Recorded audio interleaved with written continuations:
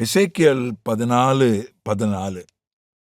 அப்பொழுது நோவா, தானியேல், யோபு ஆகிய இம்மூன்று புருஷரும் அதில் நடுவில் இருந்தாலும் அவர்கள் தங்கள் நீதியினால் தங்கள் ஆத்துமாக்களை மாத்திரம் தப்புவிப்பார்கள் என்று கர்த்தராகிய ஆண்டவர் சொல்கிறார். 16. அந்த மூன்று புருஷர் அதன் நடுவில் இருந்தாலும் தாங்கள் மாத்திரம் தப்புவார்களே அல்லாமல் குமாரரை ஆகிலும் குமாரத்தை ஆகிலும் தப்புவிக்க மாட்டார்கள். அதே மாதிரி 18.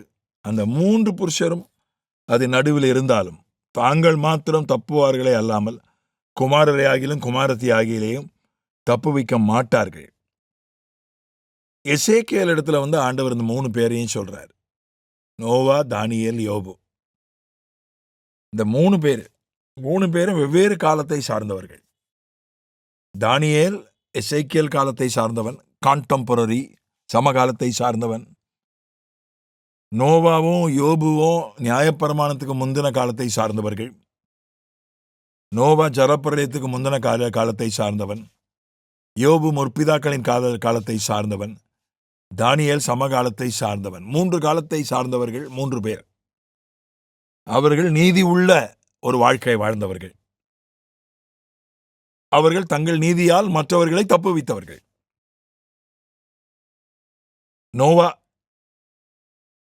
தன்னுடைய மனைவிய, தன்னுடைய 3 மகன்களை, 3 மருமகள்களை தப்புவித்தவன். தன்னுடைய நீதியால் அவர்கள் அழிந்து போகாதபடி அவர்களை தப்புவித்தவன். தன் குடும்பத்தை காப்பதற்கென்று ஒரு பேழையை உண்டு பண்ணினான்.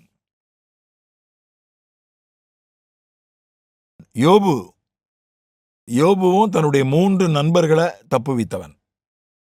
தன்னுடைய பிள்ளைகளையும் அவன் தப்பு வைத்தான். கொஞ்சம் குறிப்பிட்ட காலம் வரையும் தப்பு வச்சான். அவன் பிள்ளைங்க மோசமான பிள்ளைங்க. எப்படி அவங்க தனித்தனியாக கல்யாணம் ஆகி தனித்தனியாக வீடு கட்டி போயிட்டாங்க பிள்ளைங்க. ஆனால் அவர்கள் ஒரு பிறந்த நாள் கொண்டாடினால் கூட தேவனை தூஷித்திருப்பார்களோங்கிற பயம் யோபுவுக்கு இருந்துச்சு. அந்த நிலைமையில தான் அவங்க வாழ்க்கை இருந்துச்சு. யோபுவினுடைய பிள்ளைகள் நல்ல பிள்ளைகள் இல்லை, தேவனுக்கு பயந்த பிள்ளைகள் இல்லை. ஒரு பிறந்த நாள் கொண்டாடினா கூட தேவனை தூஷிக்கக்கூடியவர்கள் தான். அதனால தான் பயந்து அவர்களுக்கு பலி செலுத்துவான். ரொம்ப நாளாக அவங்கள காப்பாற்றினா ஒரு நாளில் அவர்களை காப்பாற்ற முடியலை. ஆனால் அதுக்கப்புறம் சிறையிருப்பு மாறின பிறகு தன்னுடைய 3 நண்பர்களை காப்பாற்றினான். தன்னுடைய நீதியினாலே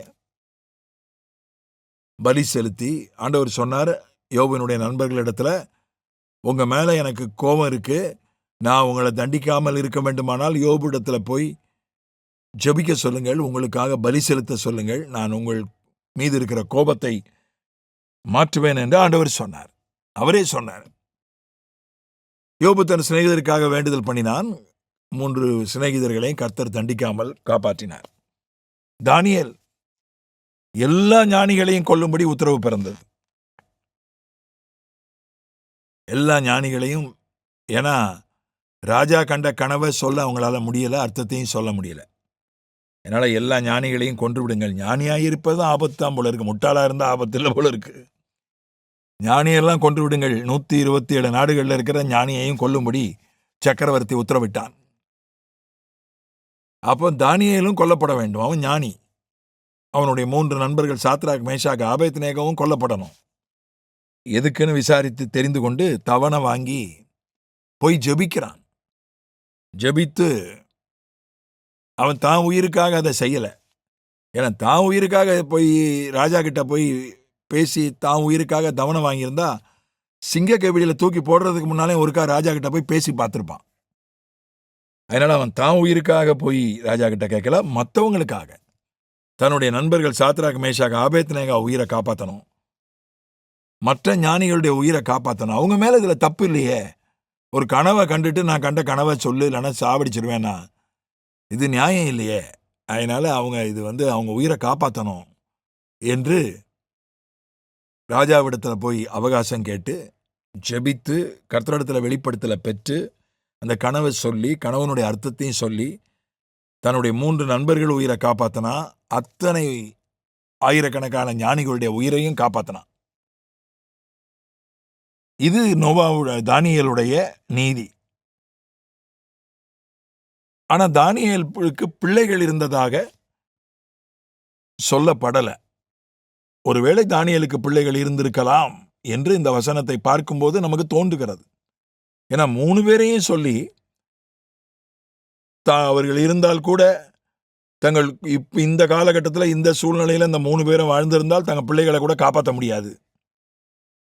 அவர்கள் நீதியை வச்சுக்கிட்டு அவங்கள தான் காப்பாற்ற முடியும். தானியேல் ஒரு அரவாணி, தானியேல் ஒரு ஆணும் இல்ல பெண்ணும் இல்ல 2 கட்டான் என்று சிலர் கருதுகிறார்கள், சொல்லுகிறார்கள். எதை வைத்து சொல்கிறார்கள் என்றால், தானியேல் 3 வருஷம் பயிற்சிக்கு ஒப்படைக்கப்பட்டது ஒரு அரவாணி இடத்துல. பிரதானி என்று தமிழில் போடப்பட்டிருக்கிறது, ஆங்கிலத்தில் ஈனூக்குன்னு போடப்பட்டு.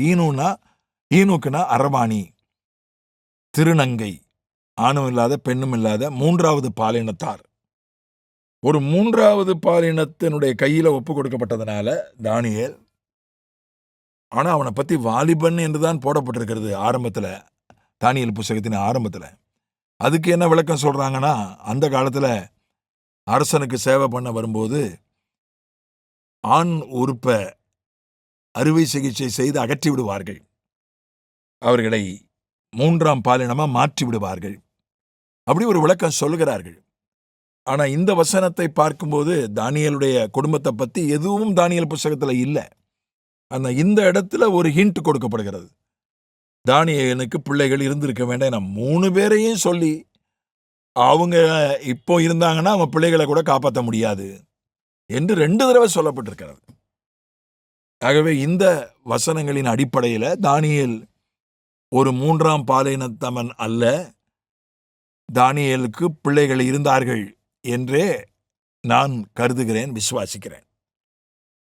ஆகவே நம்முடைய நீதி, நான் மட்டும் பரலோகம் போகணும் அப்படின்றது அது சரியான நீதி இல்லை. நான் மட்டும் கரெக்டா இருப்பேன், எவன் எக்கேடு கெட்டு போனா என்ன என்பது சரியான நீதி இல்லை. என்னுடைய நீதி மற்றவர்களை காப்பாற்ற வேண்டும். அது இங்கே சொல்லப்பட்டிருப்பது விதிவிலக்கான ஒரு சூழ்நிலை. இப்போ அவ்வளோ மோசமான சூழ்நிலை. இப்போ அவங்க 3 பேர் இருந்தாங்கன்னா பிள்ளைகளை கூட காப்பாற்ற முடியாது அப்படி சொல்லப்பட்டிருக்கு. அதனால நான் ஒரு 4 பேரையாவது நரகத்திலிருந்து காப்பாற்றணும். நான் ஒரு 4 பேரையாவது பாவத்திலிருந்து காப்பாற்றணும். அதுதான் சரியான நீதி. அதற்காக தான் பழைய ஏற்பாட்டிலே அப்படி ஒரு நீதி என்ன, புதிய ஏற்பாட்டில் கிறிஸ்துவே நம்முடைய நீதி. 1 கொரிந்தியர் 1ஆம் அதிகாரம் கடைசி வசனம் சொல்கிறது, கிறிஸ்துவே தேவனால் நம்முடைய நீதி ஆனார். கிறிஸ்துவே நமக்கு நீதியாக இருக்கும்போது நிச்சயமாக இப்படிப்பட்ட சூழ்நிலையிலையும் நாம் மற்றவர்களை, நம்முடைய பிள்ளைகளை காப்பாற்ற முடியும், நண்பர்களை காப்பாற்ற முடியும், மற்ற ஆத்துமாக்களை காப்பாற்ற முடியும். அதுவே நம்முடைய நீதி. ஆமென்.